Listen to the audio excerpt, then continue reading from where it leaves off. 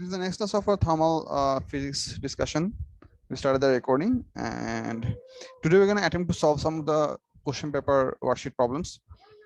And before I jump into that, I'd like to give a very quick recap for what are the stuff that we have learned so far in terms of mathematical equation mostly. So what we've learned is that the first law of thermodynamics can be written as change of internal energy is given by heat supplied into the system plus work done on the system. That's a very common expression, and work done within a system can be written for a constant pressure change volume situation. The work done on a system can be given by P into delta V, and work is done on the system if it undergoes compression. It means external force squeezes of the material, and work is done by the system if it undergoes expansion, which means if the gaseous system itself expands and push out atmospheric particles, then it does work on the system. The first scenario is sometimes is called that work goes in, which is just used equivocally for energy, and the second situation can be also called work goes out. This is the key. This is the first law of thermodynamics that we've learned. The next thing that we have learned within this process is that the ideal gas equation is given by PV by T equals to constant. This is the for a fixed mole of gas or a fixed mass of gas. This ratio of these three variables would always be a constant if it's supposed to be an ideal gas. The next expression that we've learned is that PV equals to nRT. P is pressure, volume, N is the number of moles, small n is the number of moles, R is the molar gas constant, 8.31 joule per mole per Kelvin, and T is the Kelvin temperature of that gas. The next expression that we have learned is that the RMS velocity of any gas velocity, which means basically the root mean square velocity, which is an expression of average speed of a single particle within an ideal gas specimen, can be given by this expression, C1 squared plus C2 squared plus C3 squared plus dot plus Cn squared divided by n. The root over is on the whole thing, so I should write. This is the expression. In many cases, we prefer to use the square format for half mc square or kinetic energy expressions. In those cases, we just don't do the root over, so we write it in terms like this: c squared. These two less than equals to or more greater than symbols represent this is the RMS expression, so which basically goes on to give us c1 squared plus c2 squared plus c3 squared plus dot plus cn squared divided by n.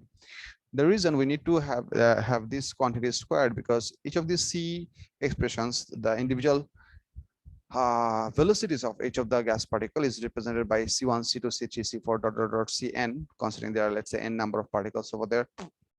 These are considered to be the instantaneous velocity of individual gas particles. If we do a vector sum of all those velocities being vector quantity, the total resultant vector should be definitely 0, because if you consider a certain amount of gas is confined within a container, practically they are not moving away anywhere out of this container. So at any instant, the total sum of all of their velocities should be 0, which might lead to the wrong expression that the particles are not moving at all, but that's not the case. So to have a measurement of their actual speed, we squared them up. So whenever we square a certain vector quantity, it becomes scalar, because that's actually a dot multiplication with the vector quantities themselves.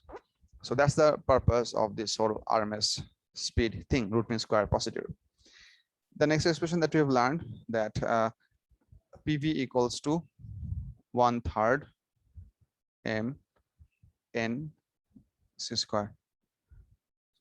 So what we need to remember is that P is the pressure, V is the volume, 1/3 is numerical constant, m is the mass of one particle of the gas specimen, ideal gas specimen, n is the total number of gas particles within the container, and c square is the mean square velocity. We're not going to use the term root anymore because this is c squared, so we're going to call it mean squared velocity.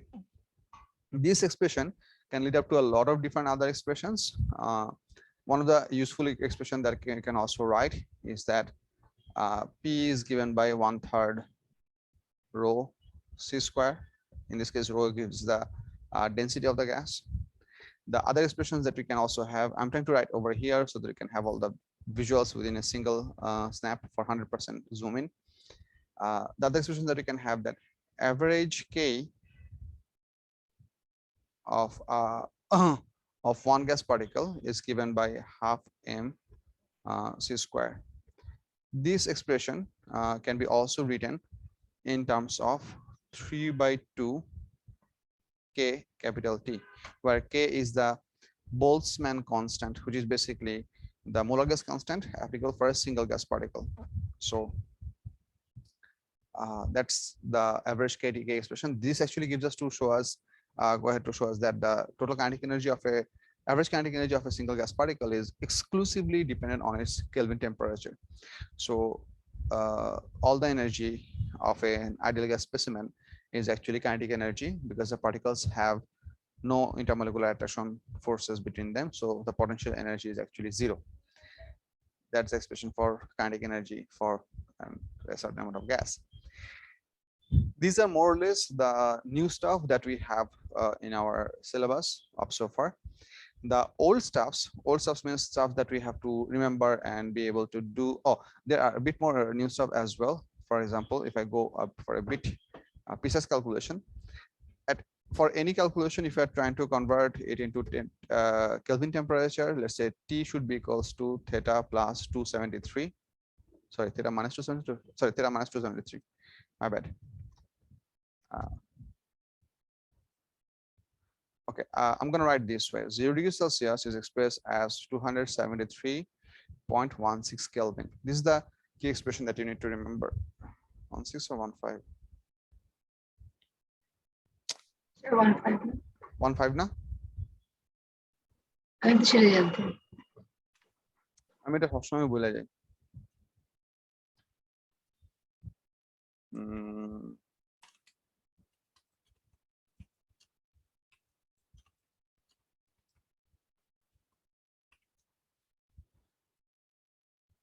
Zero Celsius equals to 215. হ্যাঁ ঠিক আছে, my bad. 0 degrees Celsius equals to 273.15 Kelvin, or in other words, I can write that if we're trying to convert any temperature from degrees Celsius to Kelvin, a simplified version would be that I can write the theta degrees Celsius. If I want to convert this into Kelvin, this should be theta minus 273.15.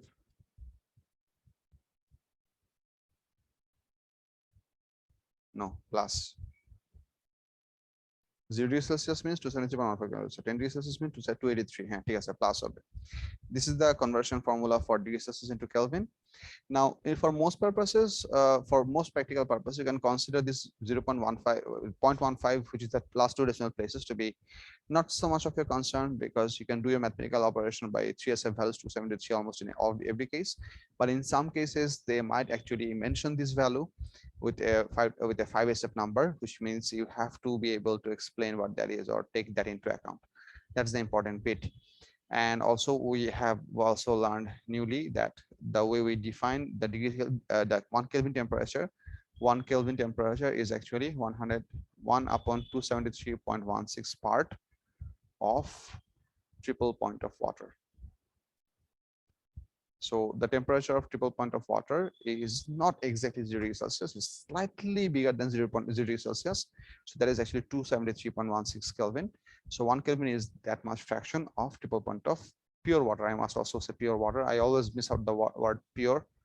It's just my brain don't seem to pick up that thing.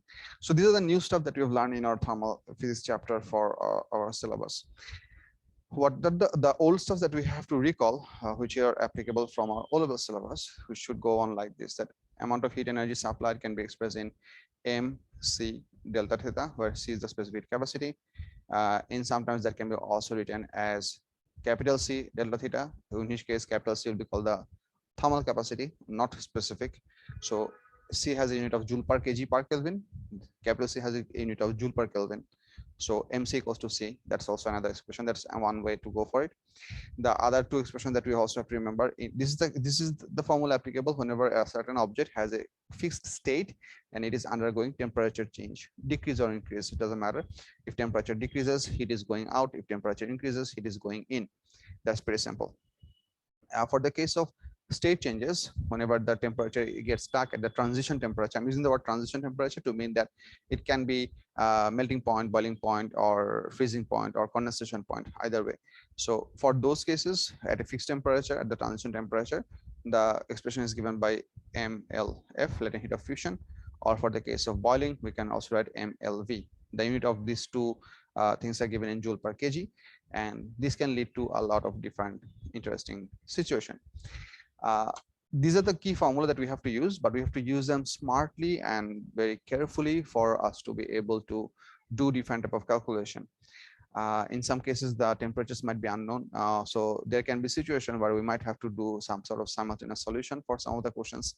So this can prove interesting eventually in our worksheet procedure. So this is the formula that we're going to require for the entire thermal physics chapter.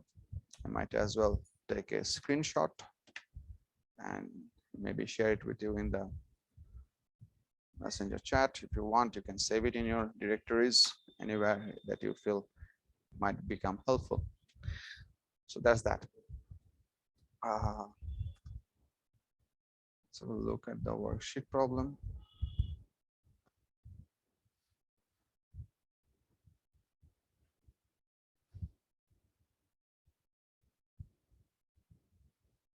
Should I have this again?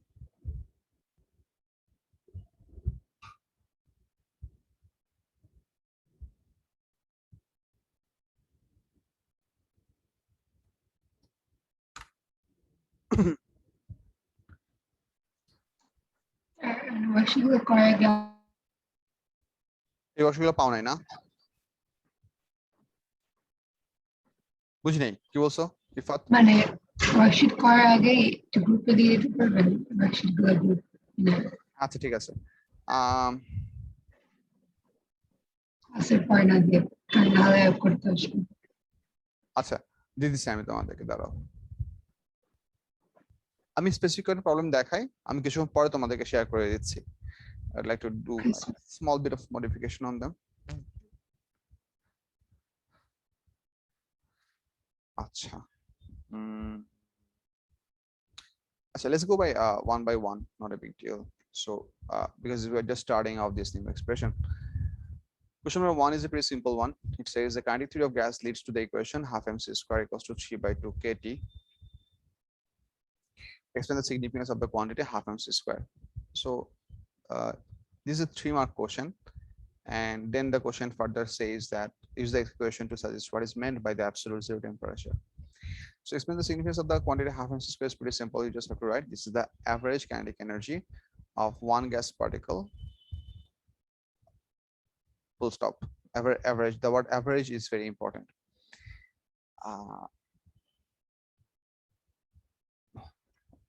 Use the equation to suggest what is meant by the absolute zero temperature. Okay, absolute zero temperature is the temperature at which the kinetic energy of an ideal gas becomes zero. To be honest, absolute zero temperature is mentioned to be the temperature at which the total energy stored within an object, the total internal energy stored within an object, that becomes zero, which means the object would not have any potential energy, neither would it have any kinetic energy available, which means you can no longer extract energy out of it. It has given out all the possible shareable energy that it has. So total potential energy would be also zero, and kinetic energy would also be zero. Reaching absolute zero temperature is practically impossible because I'm saying practically impossible because if we're trying to extract heat energy out of an object, it's always the way that you have to bring about a cooler object in contact with the hot object, and the cold object should extract heat out of the hot object. That way the temperature of the hot object goes down. Now if you are trying to move heat energy out of an object that is really cold, you have to bring about another far more cold object. So making an object reach up to perfectly 0 Kelvin is almost hypothetically, as far as I understand, it's impossible, physically impossible, but we can reach within a very close fraction to it. There are multiple different ways. There are ways of superposition. There are ways of Peltier effect. We can try that as well. Recently, I came across a YouTube video where they are showing that they use some sort of laser to produce some sort of synchronized vibration within the particles, by which they gave out energy uh, by a very large amount, which reached to a very close fraction of 0 Kelvin. So scientists have tried to achieve this, but as far as I know, no one has in any recorded method yet reached absolutely perfectly 0 Kelvin. That did not happen. So the idea of absolute temperature is that at the temperature at which the total kinetic energy of a certain amount of ideal gas would be zero. So if T has to become zero, Boltzmann constant is a constant. You cannot that cannot be zero. 3/2 is a numerical constant, cannot be zero. So if T has to be zero over here, this left side should be also zero over here. Mass of a certain gas particle cannot be zero. So essentially your C square has to become zero, which means the particles should come to rest. So that's how what it means, but I'm going to have a look at the mark scheme to see what the examiners are expecting out of us. So what this one says, at absolute zero, atoms have no kinetic energy. Okay, makes sense. They have used the word mean over here. If you write average, you are perfectly okay, perfectly safe, no big deal, of the atoms or particles or molecules or particles. Okay. Question number 2 says, two insulated gas cylinders A and B are connected by a tube of negligible volume as shown in figure 3.1. Okay, cylinder A and cylinder B. Each cylinder has an internal volume of 2.0 in 10 to the minus 2 meter cube. Initially, the tap is closed and cylinder A contains 1.2 mole of an ideal gas at a temperature of 37 degrees Celsius. Cylinder B contains the same ideal gas at pressure 1.2 into 10 to the power 5 Pascal and temperature 37 degrees Celsius. Calculate the amount of mole of gas in cylinder B. Okay, so if you have a look at the equation, what you try to understand the individual parts that we have available over here, I might as well pick this up.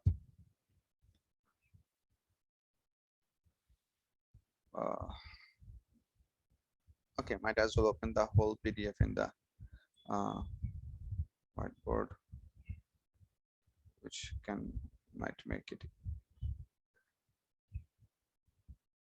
booklet 1 thermal.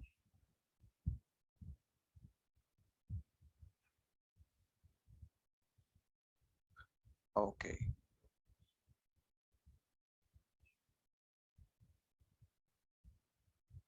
Okay. Can everybody see this? I mean, can you read this? Is it readable? Lavan? Yes, sir. So if you have a look over here, try to understand the individual information that you have available to you. The each cylinder has the internal volume of this much. The reason they have used the term internal over here to make sense with you that this is the actual volume of the gas. If they had said the volume of the cylinder is this much and mentioned nothing, there might be a little bit of confusion that are we talking about the outside volume or are we talking about the inside volume. Mentioning the inside volume precisely makes sure that it is the volume of the gas within. We are considering the volume inside the tap inside the tube to be negligible. That's for simplification purpose, but practically it's never zero. So this number is the volume of both of the gas within the container. Then the temperature is given. Both the cylinders are kept at 37 degrees Celsius, which is also good. Then you have another information. Cylinder A contains this much mole of an ideal gas. So you have the available of mole number of cylinder A, which is this one. And then it says cylinder B contains the same ideal gas at pressure at pressure 1.2 into 10 to the 5 Pascal. So for the cylinder B, you have the pressure. So I'm going to write PB. And temperature and volume for both the cylinders are same. Question 1 says calculate the amount in mole of the gas in cylinder B. So calculating the mole amount is pretty simple. We go by the formula PV equals to nRT. So you place all the numbers over here. 1.2 into 10 to the power 5. That's your pressure. Volume is 2.0 into 10 to the power minus 2. That should be close to the unknown mole number. Then the R value, that is 8.31 joule per mole per Kelvin. Kelvin temperature will be 273 plus 37. So I might as well write this whole thing. If you feel like you can also write 273.16, that's your discretion. If you want, you can write this, because this is not the answer. The answer should be given in 3SF, but within your calculation, you can do that. 273.16, no, 15, plus 37. So you can do that as well. Now put everything within your calculator. You don't have to show any other step, any further step. Just put everything in your calculator, find out the number, and write the answer. Can someone do the calculation and tell me the answer? We have something in chat. Uzman is okay. Join us.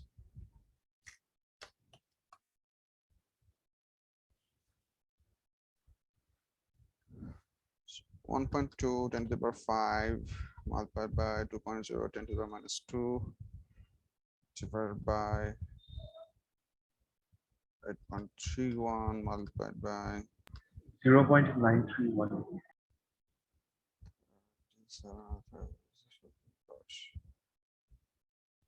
310.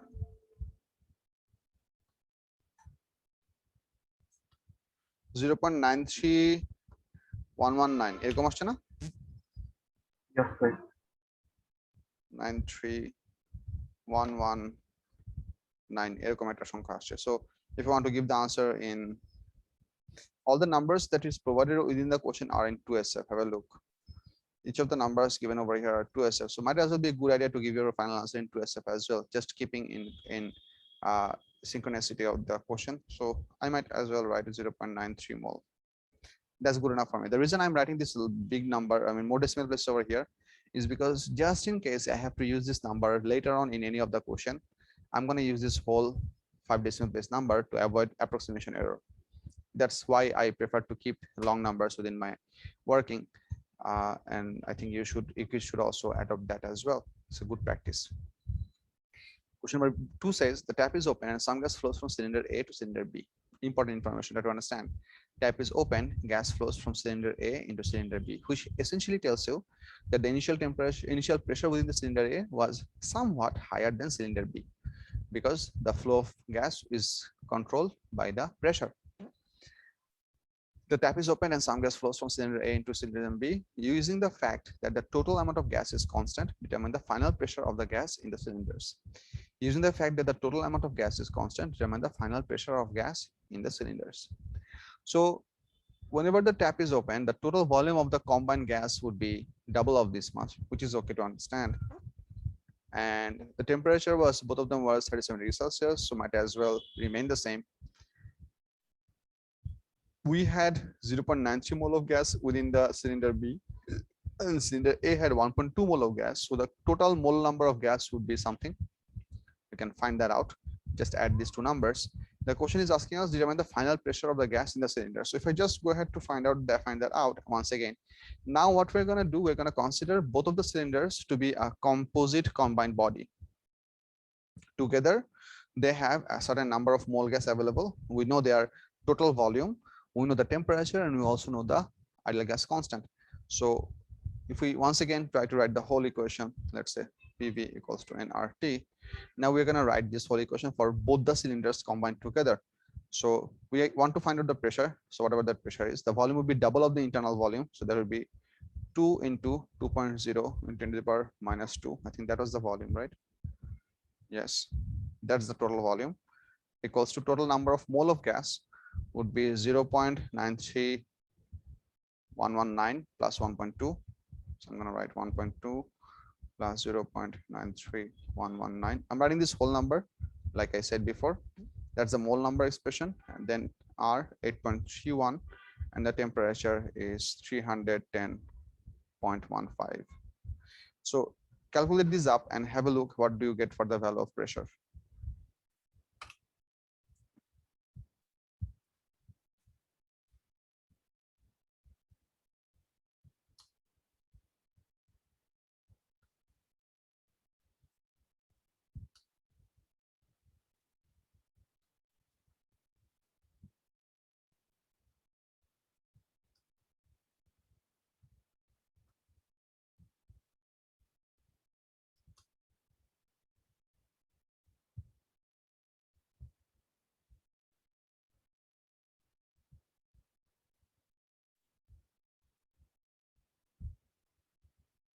I got it something like that. G sir. Yes, sir.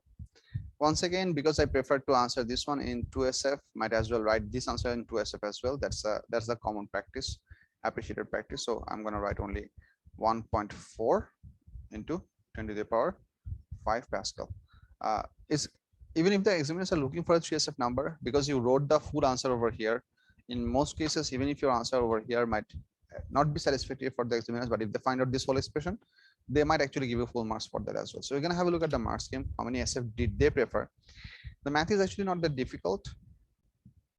So they preferred 2SF over here and 3SF over here. Did they write 1.20 mole anywhere? They wrote 1.2 mole. So they over here wrote 1.20. I don't get the point of it.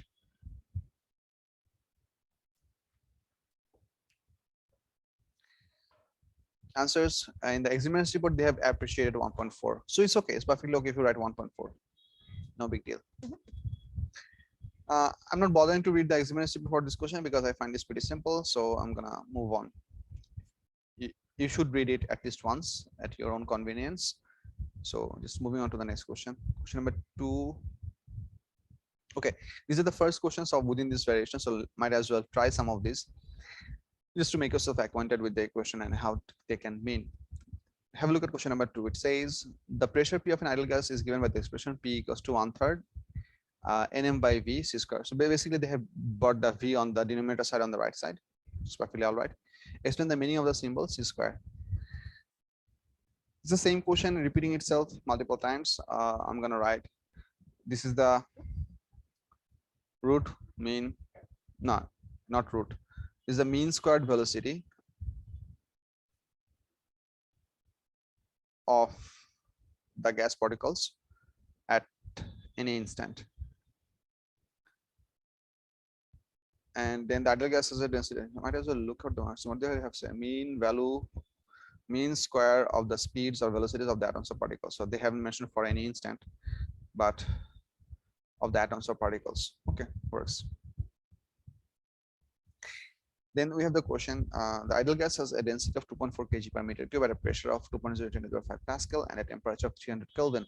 Determine the root mean square RMS speed of the gas atoms at 300 Kelvin. Okay, the ideal gas has a density of this much, pressure of this much, and a temperature of this much. Determine the root mean square speed of the gas atoms at 300 Kelvin.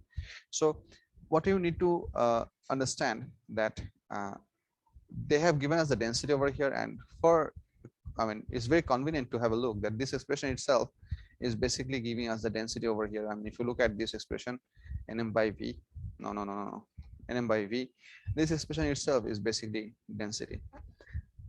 So if I try to write that equation, let's say pressure of a certain gas is given by 1/3 rho C square. What we need to look out that do we have all the individual variables that we want to have? Pressure is given, density is given. They have given us a temperature, which we don't have to use for this expression. So we have pressure and density, so we can automatically find out the C value. Can we not? Yes, we can. I think P equals to 9. Yeah, this will work out. Now, what is important? Have a look. This expression was C squared, but in this answer, they are asking for the root mean square speed. Have a look. Be very careful to observe. They've asked you for the root mean squared velocity, which means you are trying to find out the value of C, which means you have to go for the root over operation. So this should be 3p divided by rho. So place all the numbers over here and find out the value. 3 into 2.0 into 10 to the power 5 divided by 2.4. So, and then root it over whatever the number that you get, write this up. Once again, because these numbers, at least one of the numbers over here is mentioned in 3SF, or this number could be also considered to be 2SF or 1SF as well.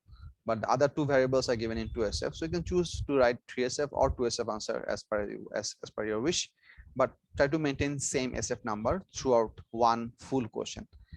Important bit. Number 2 says calculate the temperature of the gas for the atoms to have an RMS speed that is twice that calculated in number 2. Now, this is the important part that you need to understand. If the particles have to have double the RMS speed then what should be the temperature? Now, one thing that I really need you to understand, one of the equations that we wrote a bit earlier at the beginning, that we just right over here, if you have a look at this image, what you should see that average K equals to half MC square, which is equal to 3/2 KT. So you need to have a look that C square is proportional to Kelvin temperature. C is not proportional to Kelvin temperature. Very important. The mean squared velocity is proportional to Kelvin temperature, not the speed itself. What they are asking us is that, where is this? Yeah, what this question is asking us, that whenever this C becomes 2C, then what happens to the temperature? That's what they're asking. So you have to make sure that you don't mess up the wrong set of equation. So I'm just going to write over here that C square proportional to T. I'm just going to express that. Therefore, C1 square divided by C2 squared should be equals to T1 by T2. You can write one more line over here if your handwriting is small enough, but I just have to move on here. So in this case, they have just said twice that. So let me just keep this as C1, and I'm going to write over here twice C1 and give whole square over here. Keep this as squared. The temperature for the first scenario was given to us as 300 Kelvin, so might as well write that. The temperature for the second case is what we want to find out. C1 square is going to cross out each other. T2 goes over here, and 2 comes up over here. Ultimately, you should get T2 equals to 1200 Kelvin. Am I correct? I hope I am. Yeah, 1200 Kelvin. So actually, they have used in this calculation, they have used this thing. There are 3 marks over here, so you can go it by both the by individual different ways. So one of the things that they have shown over here, that new C square equals to this much, or C square should increase by a factor of 4, which means mean square velocity should increase by a factor of 4. If the RMS velocity increased by 2, then the squared velocity should increase by a factor of 4, which means the temperature should also increase by a factor of 4 because C square proportional to T. So you can also write it within that format, and you don't have to bother to write these numbers over here. It's not essential, but just make sure that you shown the working properly. I mean, if I was doing this math, I would definitely go for this proportionality thing and just convert the proportionality within an equation and go ahead, and I do my mathematics like that. I wouldn't bother to use this number within my equation anyhow, because this is just a simple ratio of 2, so might as well use that for my convenience of less writing. Moving on to the next question. এটা কি বুঝা যাচ্ছে সবার? আমি তো মানে বলে যাচ্ছি কন্টিনিউয়াসলি। কার কোনো কনফিউশন? Anyone? হাত উঠাইছে না, কেউ হাত উঠায় না। আচ্ছা, if you have any question or if you have any queries at any point of the working, please feel free to ask. The next question that you have, state what is meant by an idle gas. Worksheet করে like আমি মানে করতে পারি, এখন দিতে সুবিধা হয়, I can do it. I can do it alone. আচ্ছা ঠিক আছে, আমি দাও দিয়েছি। Let me have a look how much volume. This is 8.3 and 8.25. এই দুটো না, তুমি তো ক্লাস নোটস পাও না? ক্লাস নোটস পাইছো? তুমি কিছু এখন নাও চলবে, এর মধ্যে দেখি নেক্সট উইক কি এই উইকে তো কালকে মানে এর মধ্যে নিয়ে চেষ্টা করব। সমস্যা নাই, I'm putting this down. You should have access to materials whenever you are trying to go for it. কোথায় জানো?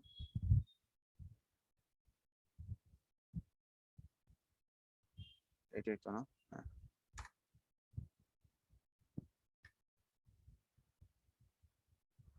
So one is the note, the other one is the worksheet, the other one is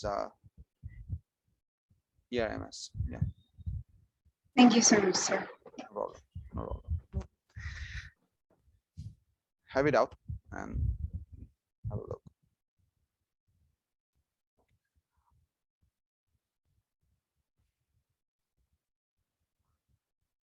ওই জানি ছিলাম number 3 তে আচ্ছা আমি তো ইয়াতে করছি হ্যাঁ what question number 3 tells us what state what is meant by an ideal gas so we have this uh, state what is meant by an ideal gas that definition is actually given by the equation that we have so ideal gas is defined within the term that uh, if a fixed amount of gas follows the expression follows the equation PV by T equals to constant at all values of at all values of pressure, volume, of temperature, then we call it a ideal gas. That's the basic idea. If you want to write it into much simpler words, you can also write it in this format. Yeah, I mean, if I was writing the answer, I might write it as in this format that the gas that follows PV by T equals to constant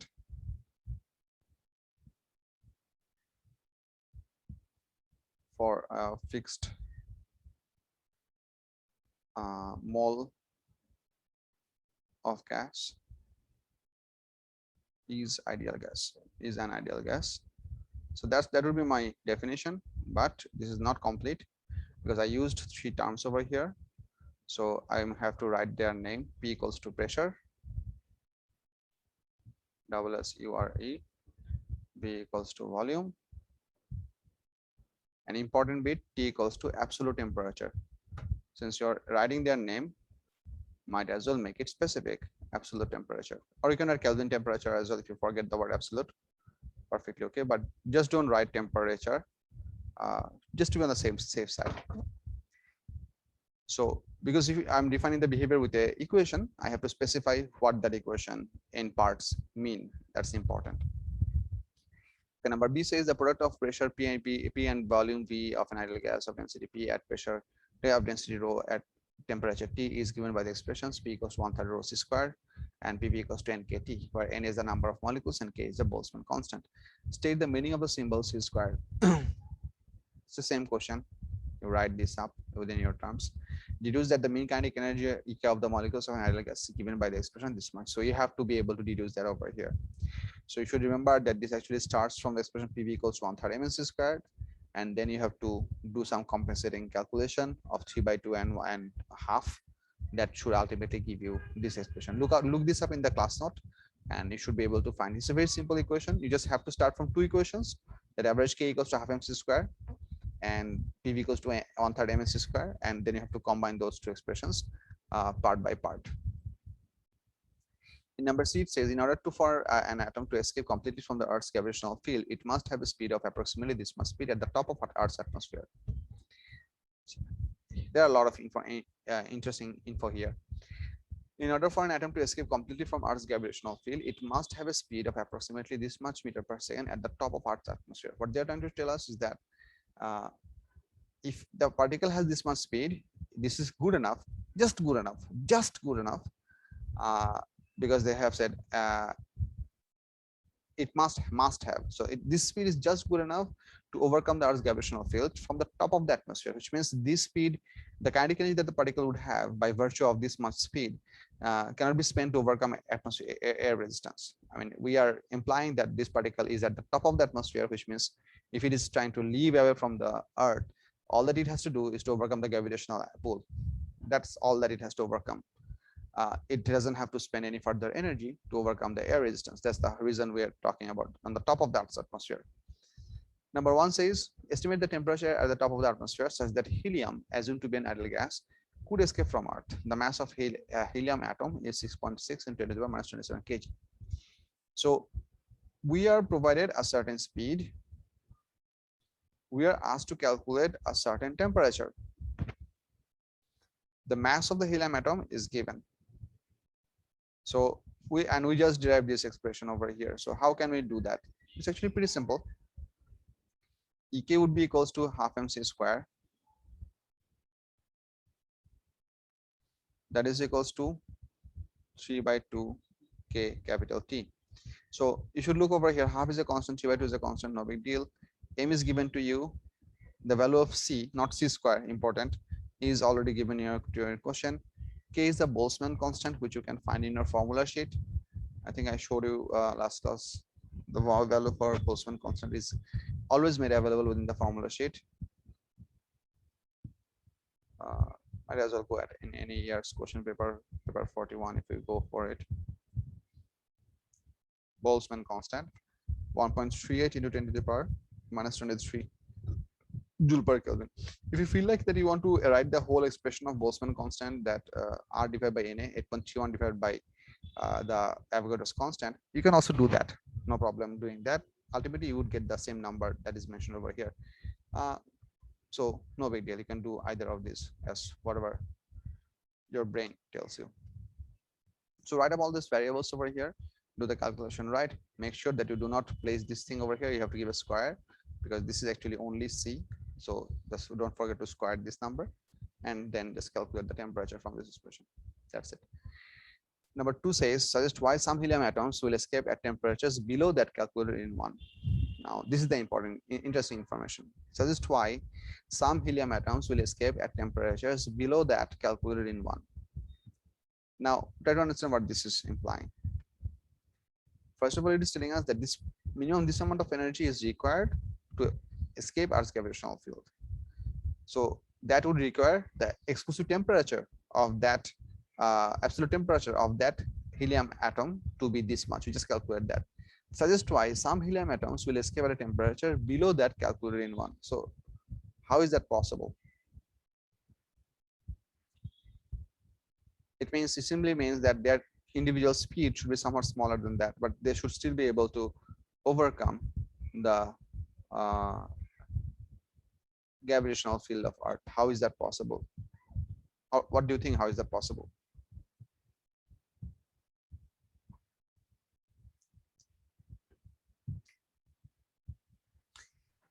Actually, for particles have more. I'm sorry. Because like in the gas, not all particles have the same speed. I don't know. Yeah, that can be a logical thinking. Yeah, I think that could work. I actually forgot the marking of this thing, but what comes to my mind is that this scenario is calculated considering the Earth and the helium particle within a closed system. So considering that there is nothing else around. But practically, if you consider the if you consider the other celestial bodies around, for example, Moon and Sun, they will also do some pull on the helium atom as well. Maybe those things gravitational pull will help them to get over the gravitational pull of Earth, just in case they have a little bit low temperature. That's the part that comes to my mind. For a realistic scenario of the solar system, the gravitational pull of those particles could also play a huge role. I think it might. But I'm going to have a look at the mark scheme anyway, because I'm confused for this answer, and we'll see what the examiners have for us. Number 4.3, it says, not all atoms have same speed of kinetic energy. Oh, the idea of statistical distribution. If you just said that, right? Yes, sir.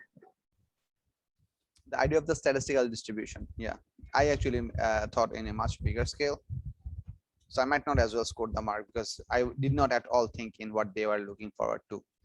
If we look at the mark scheme, it was pleasing to note that more able candidates made reference to a distribution of speeds. A significant number of candidates thought that the atoms with a lower speed would escape. There was a number of ingenious explanations, including the possibility of isotopes.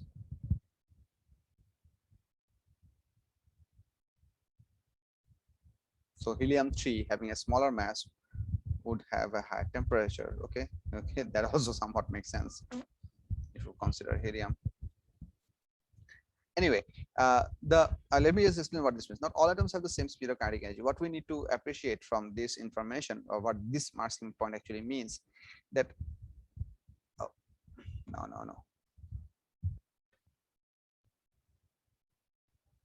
it's not responding. I have to do Control Z and Control Z and Control Z, and we're good.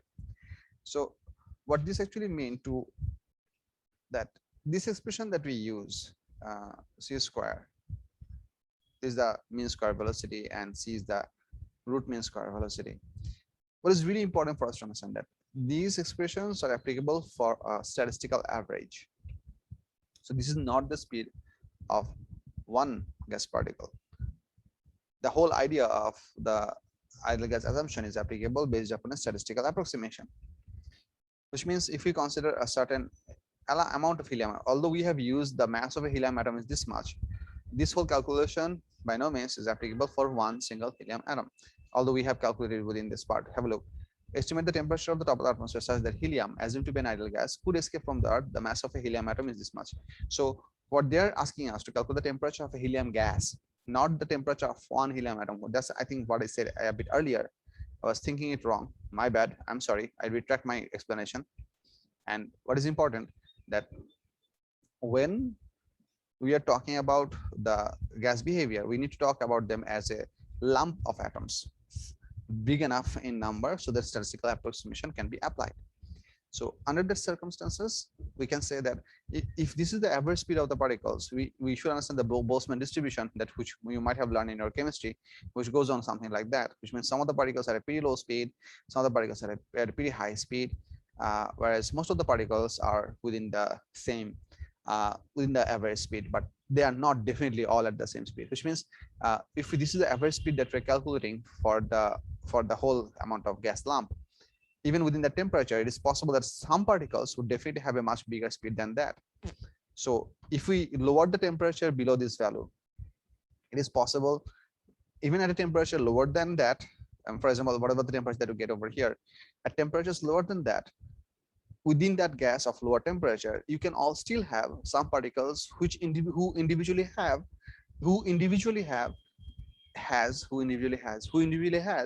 the required amount of kinetic energy to overcome Earth's gravitational field. So that can be possible. So this is a pretty interesting idea. I actually couldn't think of it in the actual process, but I think it makes sense. Do you understand? If I put it into simpler words, it is possible to have high enough kinetic energy individual particles at lower temperature, because all the gas particles does not have the same speed. There is a distribution of speed. Some particles do have significantly higher speed than the average speed value. So you can have escaping helium particles at lower temperature. That's not entirely impossible.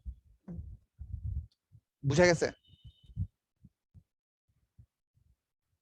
Yes, sir.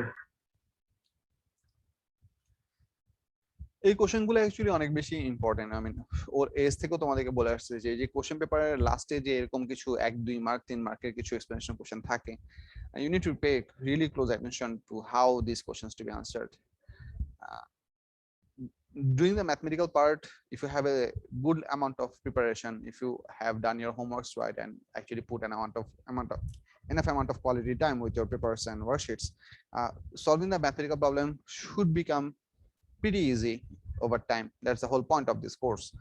But if you want to have good understanding for how to actually look towards the whole thing in a more holistic view, for let's say for a third person view, it's important that you get a good grasp on these last questions, which actually checks the level of understanding of the holistic idea that the students have, whether they're capable to apply the theoretical knowledge to a more practical explanation. It's a good thing. It's a good thing, and we should look forward to it. This next question is actually one of the most important question of this worksheet, question number 4. Okay, for those of you who have your worksheets, please do try question number 4. For those of you who do not have your worksheet, I'm going to put this up in my display, and I'm going to give you some time to attempt question number 4.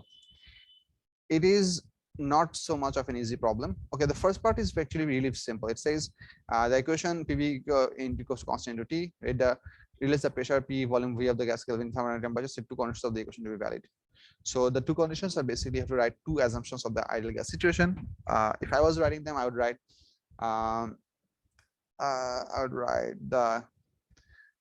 the volume of the gas molecules is negligible compared to the internal volume of the container within which they are kept.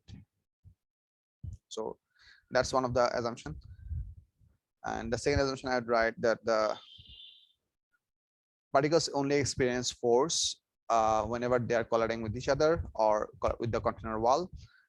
In between two collisions, they have no, they experience no force and move in a perfect straight line. So these are two assumptions that I would write, but you could write any other two. You can look at the mark scheme for the acceptable. Actually, there are multiple different expression for the ideal case assumptions. I mean, there are multiple different points within that.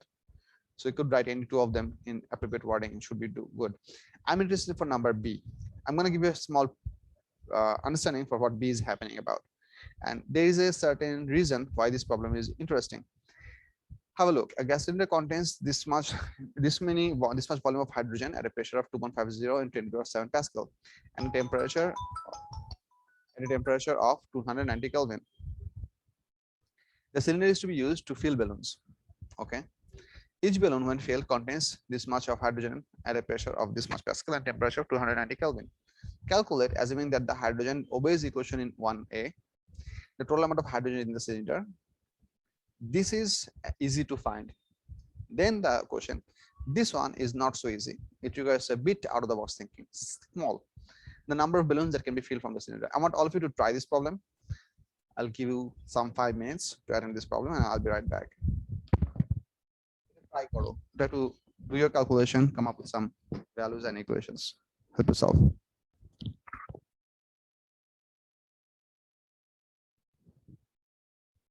How much did you get for the answer for B1? 415. 415.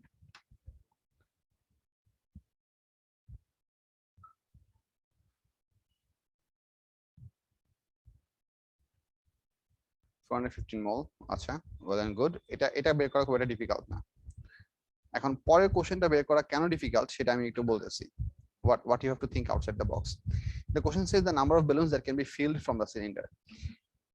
The easier way, or the most common way, which is also that happens to be the wrong way to approach this problem, is that students calculate the number of mole that each balloon is gonna have.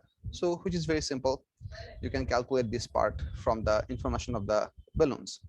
So the balloons should have a pressure of this much, they have a temperature of this much, they have this much volume. So PV equals to nRT gives you the mole of one balloon. So you can first calculate that. So if we go for PV equals to nRT for one balloon, place all the numbers and give me the value of n. How much do you get? This is gonna be 1.85 in 10 to the power 5 multiplied by 7.24 into 10 to the power 3 into 10 to the power minus 6, because I want to convert this centimeter cube into meter cube. That's important. That's where the 10 to the power minus 6 is coming from. And R is 8.31 and Kelvin temperature would be 290 Kelvin. It's already given in Kelvin, so no conversion needed. How much do you get from here? Put that in the calculator.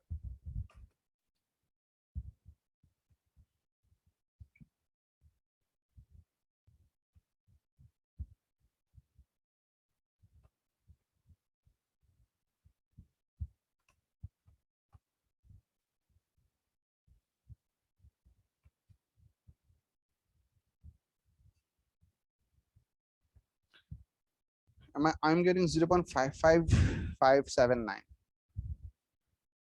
দেখো তো ঠিক আছে কিনা এটা? Yes, sir. Yes. So this is the number amount of gas that should be contained in every balloon.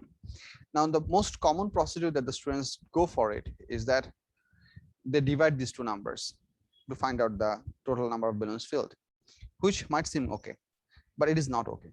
I'll tell you why this is not okay. Try to understand this part. Have a look. Let's say this is the cylinder that we have for gases. And let's say one of the gas balloons is this much. Now I'm going to put gas, taking gas out of this cylinder, and I'm going to put that into balloons, and I'm going to fill up multiple balloons over here. So let's say there'll be some number of balloons. Let's say that number of balloon is X.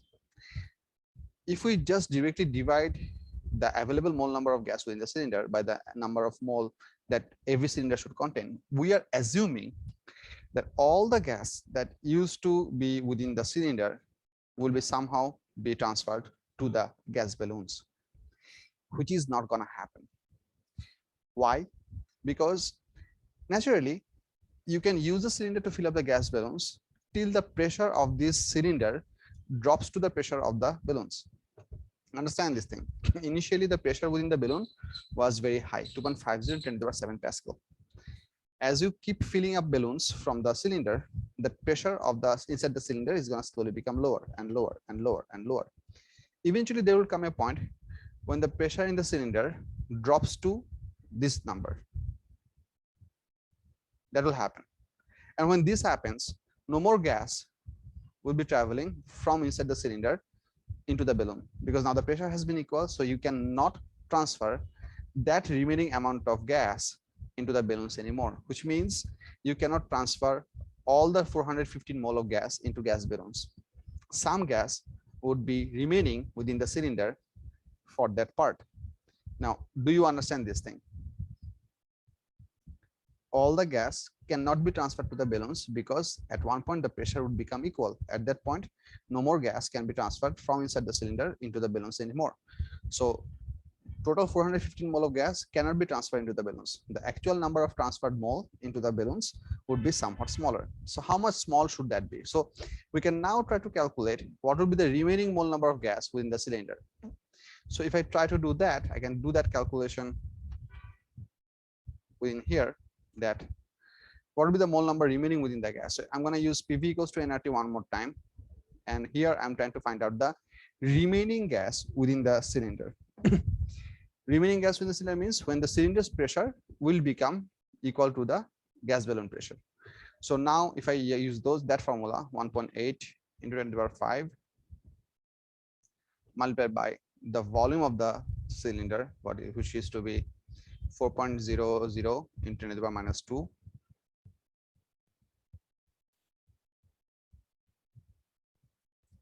equals to n into 8.31 multiplied by 290.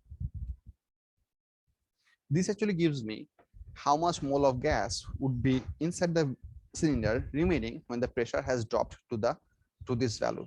So what is this number? Get me this number.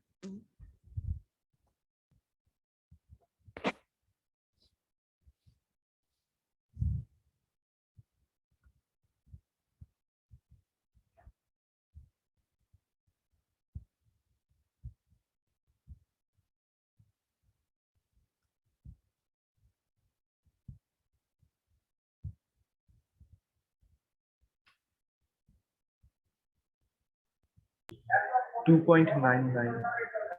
না আচ্ছা হ্যাঁ maybe আমি একটু ভুল লিখছি, দাঁড়াও। 2.9877.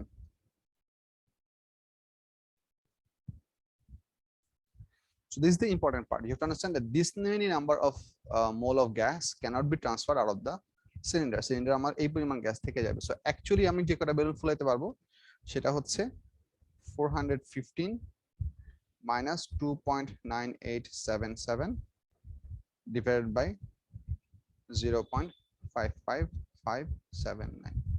That will be my actual number of balloons. Let's say that is X, and whatever that number you get, write this into whole numbers. 415 minus answer divided by 0.55579. We get 741.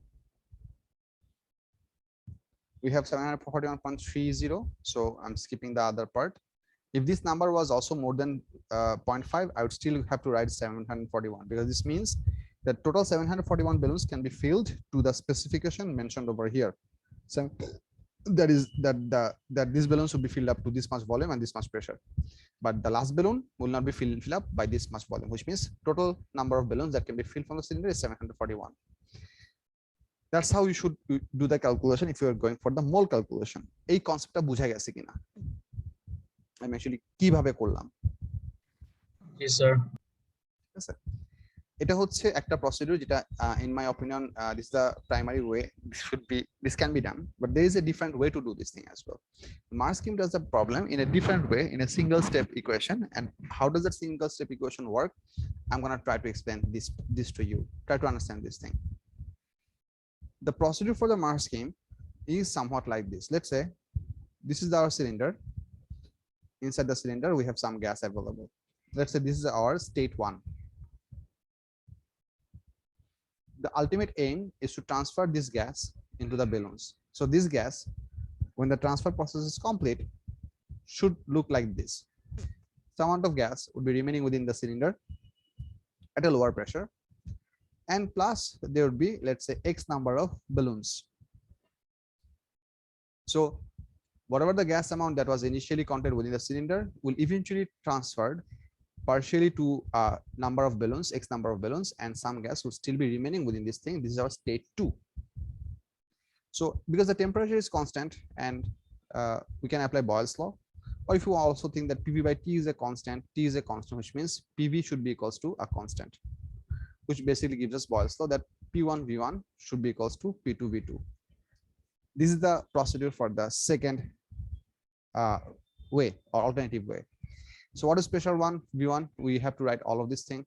So initial pressure in the cylinder was how much?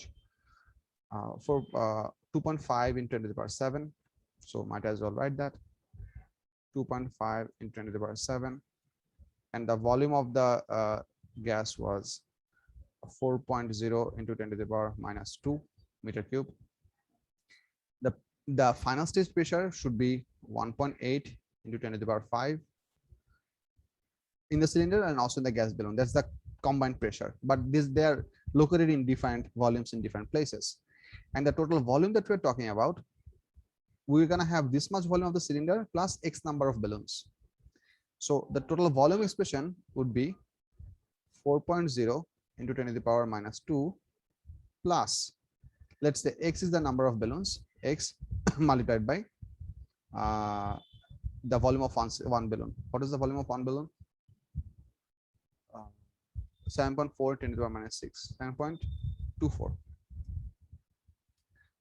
7.24 multiplied by 10 to the power minus 6. So check out this equation. Does this make sense? The first stage of gas situation is moving on to the second state, where we are having a total change of pressure and volume. Pressure is dropping, volume is rising.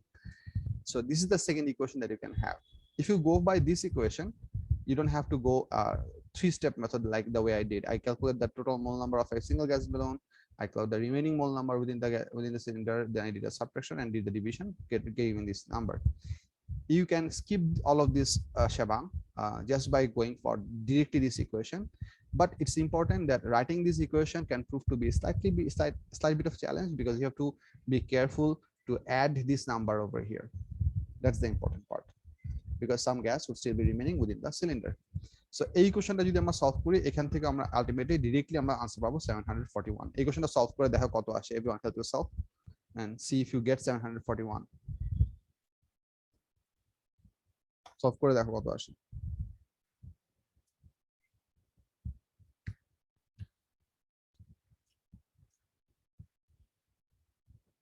Sir অ্যাডিশনের পার্টটা আবার বুঝাবেন? Sure.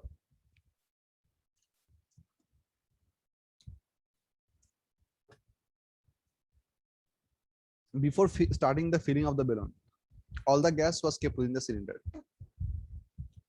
Once the balloon filling process is done, where are the gas? Where this same gas is now at? Where is this gas at? This amount of gas is now partially within the cylinder at the pressure of the balloon. I mean, when the pressure of the cylinder drops to this value, and there are X number of balloon volume. So basically what is happening, if I just try to show you this whole thing by maybe a perspective view, let's say this is the initial gas amount at a high pressure, low volume. This eventually got expanded to a huge volume. with the low pressure value. So this pressure was very high inside the cylinder. Now, after this process of expansion for that whole gas amount, a small segment would still be remaining within the cylinder, and the rest amount would be going into the balloons. So let's say this is X number of volume of a balloon. Okay, this is the volume of a balloon, whereas this is the volume of the cylinder at the lower pressure. So this is our state 1, this is our total state 2. So the gas is undergoing a transformation from a high pressure low volume state. It is going to a low pressure high volume state, but at the end of this process, some gas would still be remaining within the cylinder. That's the important part. তাহলে এখানে total volume কি হবে? সিলিন্ডারের volume plus x into volume of the balloons, because we are trying to find out how many balloons can be filled up. ওই জন্য এখানে অ্যাডিশনটা হইছে, because at this 1.85 into 10 to the power 5 1.8 into 10 to the power 5 pascal যে প্রেসারটা, এই pressure পর্যন্ত আমরা balloon fill up করতে পারবো. So all the gas from the cylinder is not escaping. The cylinder is not going to have 0 mole, or it's not going to go below that pressure. যতক্ষণ পর্যন্ত pressure এই value পর্যন্ত drop না হবে ততক্ষণ পর্যন্ত সিলিন্ডারের ভিতর থেকে গ্যাস বের করে বেলুনে ভরা যাবে, বাট যখন সিলিন্ডারের প্রেসার এই ভ্যালুতে আসবে তখন আর ফার্দার গ্যাস বের হবে না। বুঝা গেছে অ্যাডিশনের পার্টটা? জি স্যার। ক্লিয়ার হয়েছে কিনা? Yes sir. বিউটিফুল। So দুইটা যে কোনো একটা ভাবে করতে পারো। I personally find this process to be a bit more easy to grasp, if you ask me, because we just calculate the mole amount. But if they did not provide this part of the calculation, directly ask me this question, I might as well consider to go for the second method directly, because that might also be a direct process to approach that problem. It's your choice how we want to do that thing. I explain both the processes using Boyle's law or by the mole calculation. Whatever that tickles your nerve, you pick that up.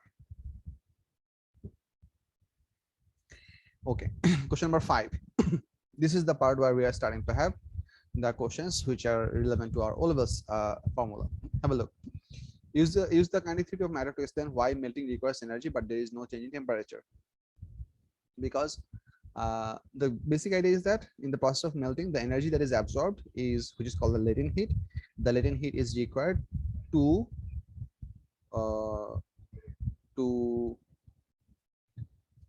help, the energy is required for the solid particles to break free from their fixed three-dimensional positions and be able to move around each other. You cannot write overcome.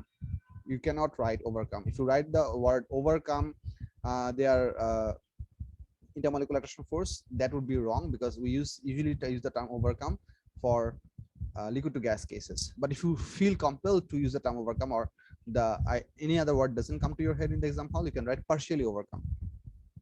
So you can also write this thing that the absorbed latent heat or energy is required to partially overcome the intermolecular attraction forces between the solid particles and make them break free from the three-dimensional lattice space.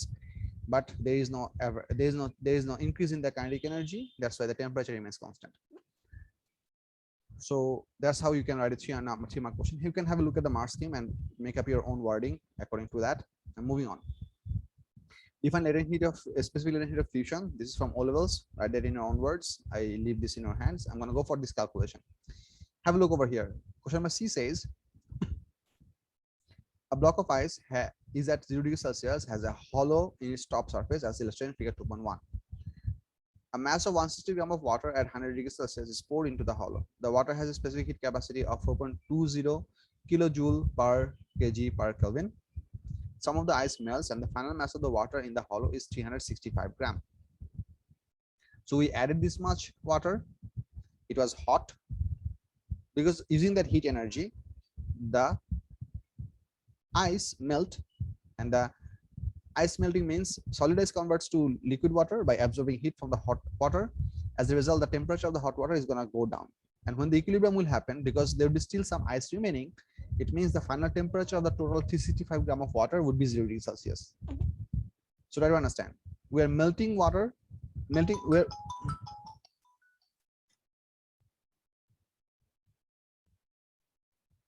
we're melting ice, which is cooling the water. So 160 grams of water is going to lose heat, and solid ice is going to absorb heat to convert into liquid water. And if you do the subtraction of these two numbers, you would get the exact amount of how much mass of ice actually underwent melting. So the difference is, I think, 205 grams, 205 grams, yes. So 205 grams of ice melt, and we finally have this much water over here. Now the question is that, assuming no heat gain from the atmosphere, this is the important bit, that we have to consider situation for a closed system, or not for an isolated system, which means that there was no energy exchange with the atmosphere, which means all the energy that was lost from the hot water was completely absorbed in the process of melting ice.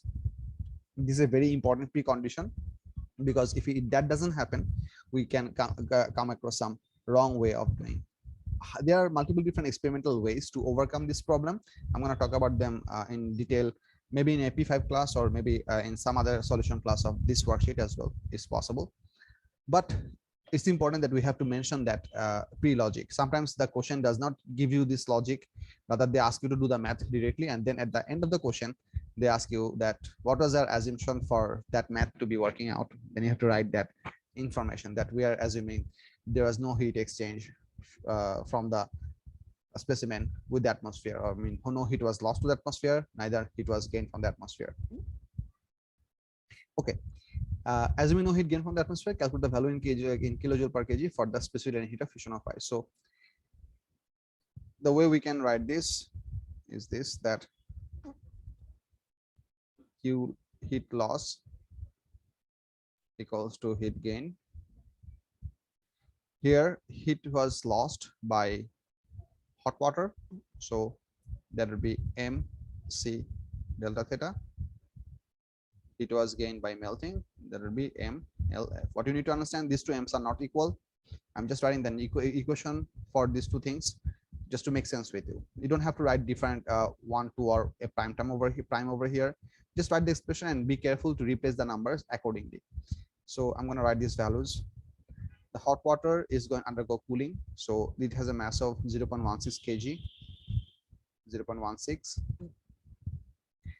4.20 kilojoule per kg, which means 4.20 into 10 to the power 3, converting it into joule per kg per Kelvin.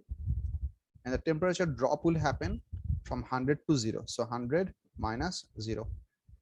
This is the heat energy lost by the hot water, which should be converted to the heat energy gain of the ice.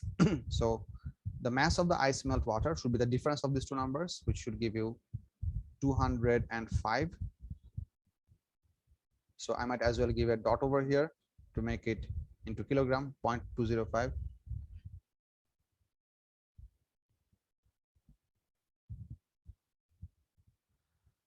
Multiplied by the latent heat of fusion of ice. So that's the equation. So now write up the whole thing, and eventually you get the answer. What is really important for this kind of math to work out is that at the final state, we have to have thermal equilibrium. It means all the things that we are considering should be at the same temperature. There can be different state, but they all should have the same temperature. This is really, really important. So that's basically it.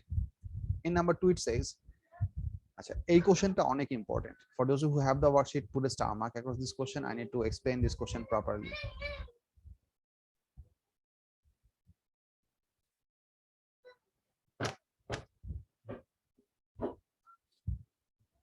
It says, in practice, heat is gained from the atmosphere during the experiment. This means that your answer in 1 is not the correct value for the specific latent heat. State and explain whether your value in 1 is greater or smaller than the correct value. Now, this is the part that I want to explain in detail. Sometimes this thing is also expressed in terms of the word overestimation or underestimation. Let me explain this thing. Try to understand this part. What you need to understand, that room temperature is considered to be 25 degrees Celsius, RTP, room temperature, which means this experimental environment altogether was lower than room temperature, which means naturally when this experiment will go on, heat energy will be absorbed from the atmosphere. Important bit. Heat energy will be absorbed from the atmosphere. It means if I consider this equation, I'm going to write this equation once again.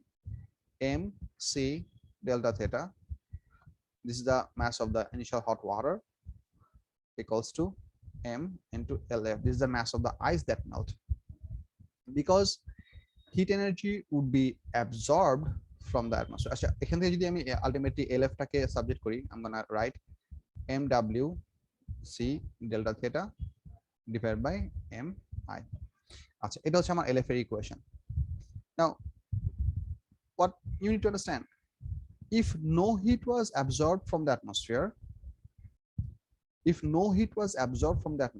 we would only have the melt happening, providing from the heat from the hot water. But in practical case, because this experimental environment is at a lower temperature than 0 degrees Celsius, than 25 degrees Celsius, so heat will be entering into the system, which means the amount of ice that has actually melted is actually more than what was melt from the hot water, which means in this calculation we can see that the total amount of ice melted water, which is the difference of these two numbers, is 205 gram.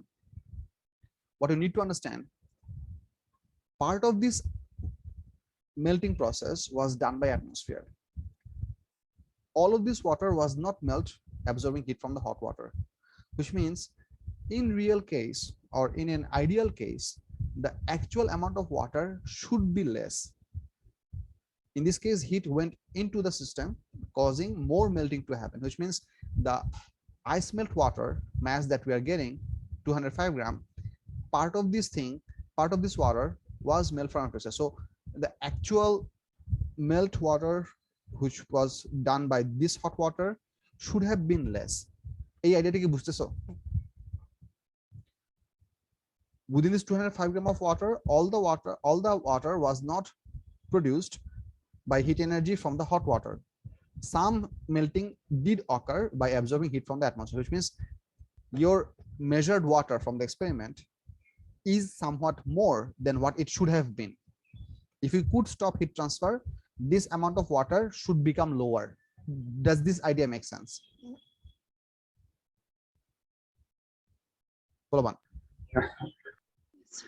The mass of water that we have currently is somewhat more, which means within this equation, for an actual scenario, this mass should have been lower, which means for current scenario, this is bigger than what it should be. Because denominator is 6 bigger, so the calculation value is definitely smaller, which means the LF that we've calculated over here is smaller than the actual value. The actual LF value should be somewhat bigger, because our MI, mass of the ice melt water, is actually somewhat bigger than what it should have been.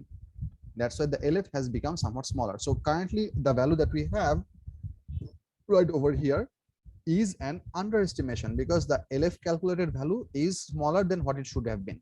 The actual value should be bigger, which means that LF actual, I should write better. The latent heat of fusion, which is the true value, is supposed to be bigger than the latent heat of fusion of the experiment. তার মানে এই ভ্যালুটা actually কি হইছে, এটা থেকে ছোট হইছে না? That's what you have to write over here. So this is sometimes also called, this is an underestimation. So the value that we have got over here is actually smaller than the actual value it's supposed to be, which is called underestimation. In some cases we can have overestimation as well. Overestimation এর কেসগুলো কি রকম হয় সেটা একটু আমি পরে দেখাচ্ছি, don't worry. So এখানে বলছি in practice heat is gained from the atmosphere during the experiment. This means your answer to 1 is not correct value for the specific heat. State and explain. Underestimating হবে কেন ওটা বুঝলাম, কারণ সে ইসে তো it should have been lower, right? The heat, the amount of ice melted should have been lower. So the LF is supposed to be bigger, which means your calculated value is definitely smaller than the true value. Ifat.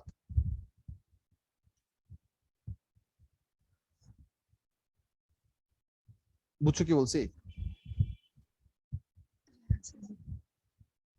The experiment obtained value is lower than the true value, because in a true value the mass is supposed to be smaller, LF should have been bigger, but because heat got in, your actual calculated number that you have over here is actually smaller. Or in other words, I can tell you that, let's say, from the hot water, when the hot water's temperature, let me express this in a different way. When the hot water temperature dropped from 100 degrees Celsius to 0 degrees Celsius, let's say it gave out some amount of energy. Let's say that amount of energy is this much. Ideally, what we are trying to calculate, that this much water, this much heat energy should melt, let's say, this much water. তো এই দুটো ratio করে আমাদের কি করার কথা, LF calculate করার কথা, but because heat was also absorbed from the atmosphere, the actual amount of water that actually melt is somewhat bigger than this water. Now we did the calculation with the bigger circle, which means the ratio that we are getting from this thing is definitely smaller. The value of that ratio is definitely smaller than what it should have been. That's why the experimented value is smaller, or that's what we call an underestimation. I mean, our calculated value is smaller than the true value. So our calculated value is underestimation, smaller. বুঝছো কি বলছি? Yes, sir. Clear হয়েছে কিনা?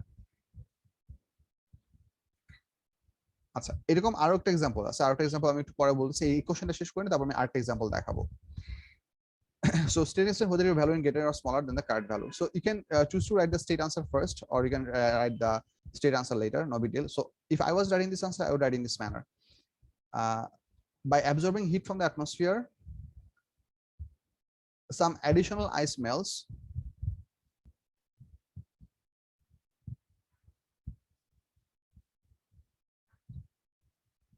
other than taking heat from the hot water. So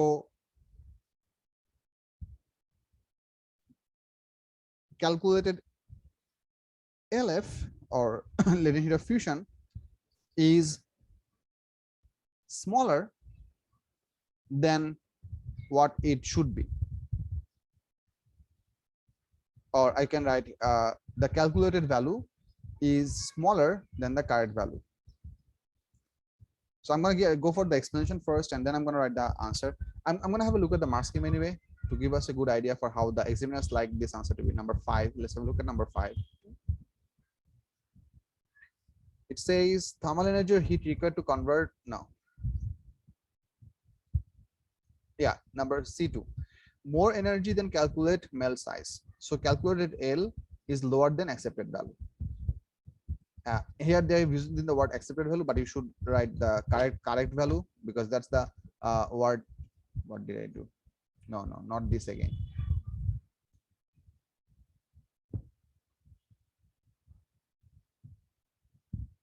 So that should we should write this term, that correct value. So here we have that. A mass of 1 system of water at 180 degree for 20 to the whole, the water has specific capacity this much. Sorry, no. The last question.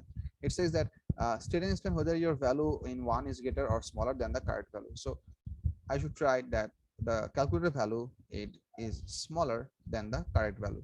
Calculated value is smaller than the correct value. So এটা হচ্ছে একটা scenario. Whenever heat is getting into the system, your calculated latent heat value is usually smaller than the true value. The opposite thing can also happen.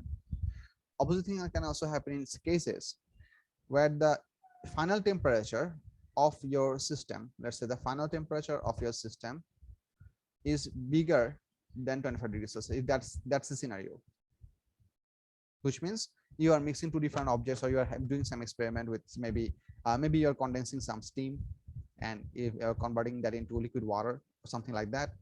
If the final equilibrium temperature is somewhat bigger than atmospheric temperature, in that scenario, from the experiment environment, heat energy would be lost. So whenever heat energy would be lost from the system, you would have the M value at the bottom somewhat smaller than what it should be, because all the heat that you are supposed to use to convert that, you would not be able to use it. Some heat would be leaving from your system. So you would have less amount of heat relevant mass.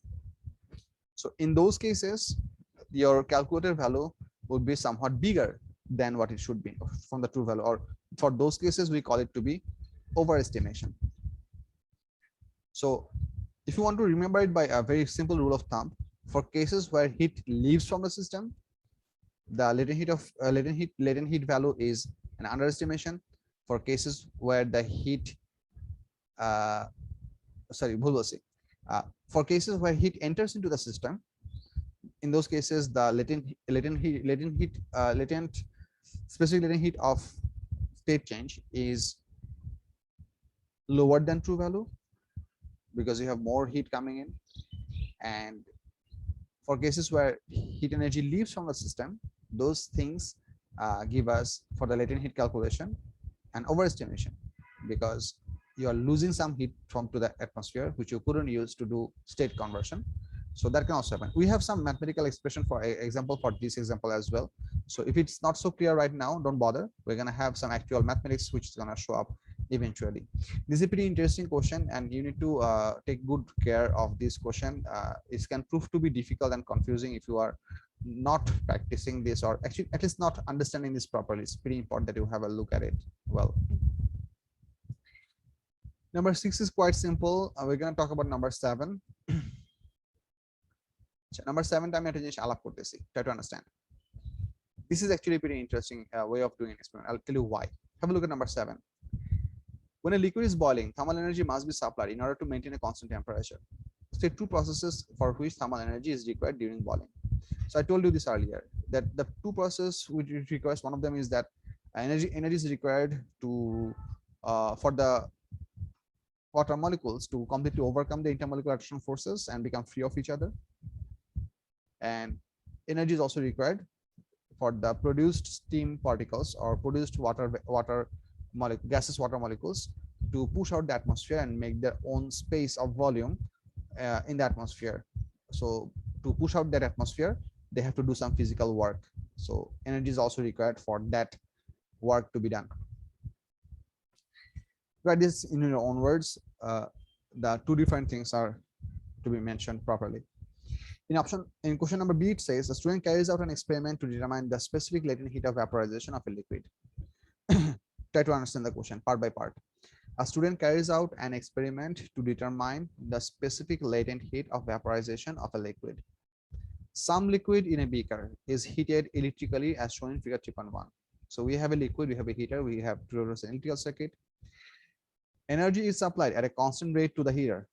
When the liquid is boiling at a constant rate, the mass of liquid evaporated in 5 minutes is measured.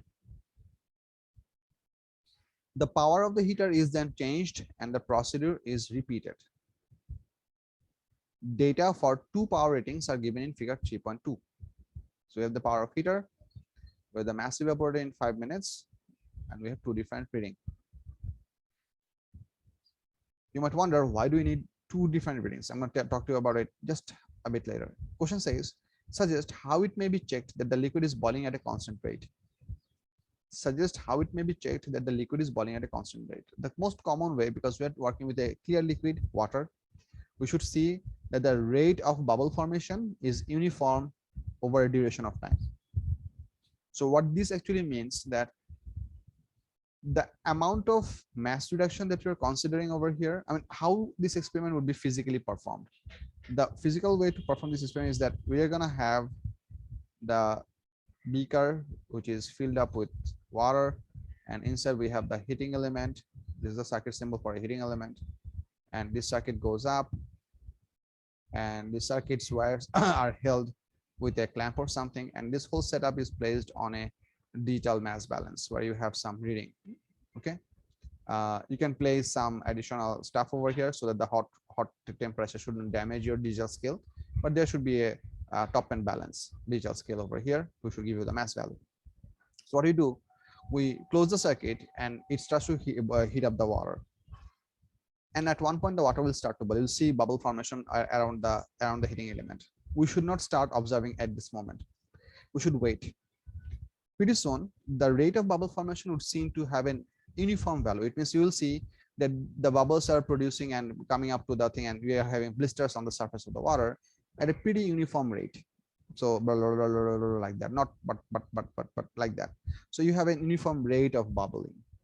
Once you observe that, that's the point. At some point you should take a note of the mass of this ring and start your stopwatch, or maybe start to have a look at your arm watch as well, because we are actually measuring that time over here in 5 minutes. So to measure total amount of time of 5 minutes, we actually do not need a stopwatch. Looking at the wall clock or looking at a regular hand watch, analog watch is also useful for a minute level calculation. No big deal. So we're gonna have a look at the clock, record the time, and record the display mass over here, and wait for 5 minutes. And after 5 minutes, we do it again.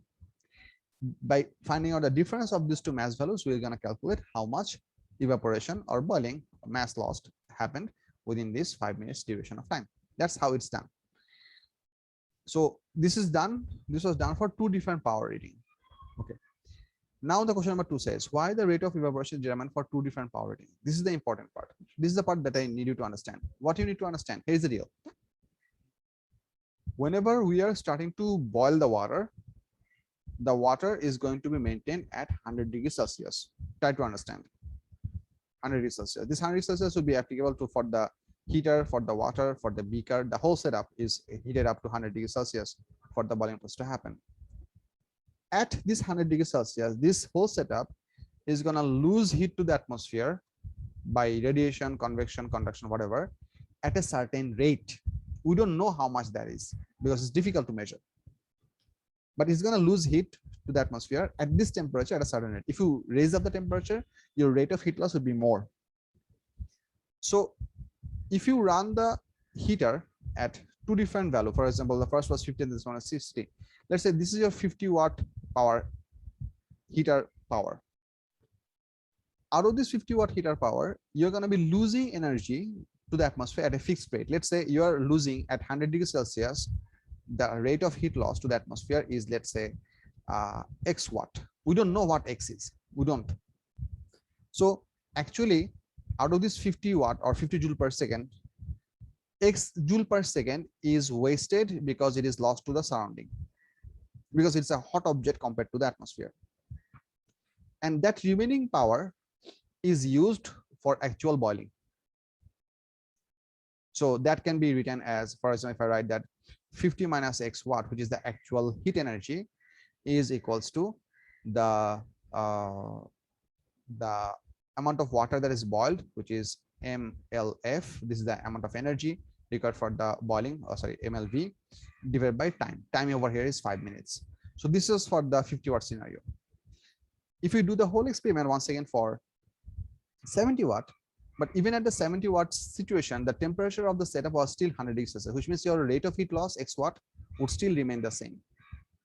So that would mean now you can write 70 minus X, this much watt is useful for the MLV over T. Now these two M's are different, so I might as well write M1 and M2. We have different amount of masses in grams. Now the benefit is that we don't know the value of X. How much heat is lost to the atmosphere every second, we don't know that. But because we have the reading at two different values, if you simply subtract these two numbers, automatically you can get rid of this unknown.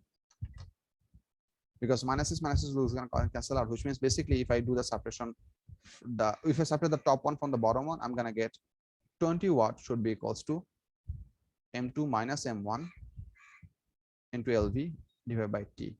So having two different readings helps us to discard the loss amount mathematically out of our experimental procedure. So we don't have to bother to wrap this whole thing up with lagging or anything. We can do the experiment normally. We are making sure that for both of our boiling scenario, the temperature of the boiling condition was 100 degrees Celsius. That makes sure that the rate of heat loss was same for both the attempts. And by subtracting, we can get rid of that unknown error. Does it make sense what we are doing? Balaban. I hope it does. Yes, sir. Yes. এটা হচ্ছে thermal এক্সপেরিমেন্টের ভুল মানে বন্ধ করার একটা উপায়, that you do the same experiment smartly for two different conditions and you get rid of the unknown variable. This was there was a similar procedure that we did. There was an exactly similar procedure that we did in our AS level as well, where we were trying to find out for the resonance tube. Because do you remember the resonance tube that you had the first length, which was L1, and then you had the second length, which was something like this. This was our L2. Remember this thing? And we were recommended to use L2 minus L1 as lambda by 2. We were not recommended to use L1 equals to lambda by 4. এটা আমরা কখনো use করতে বলে নাই. The reason is that we always have an end error. So we have some error over here. So because the actual antinode was created somewhat above the liquid level.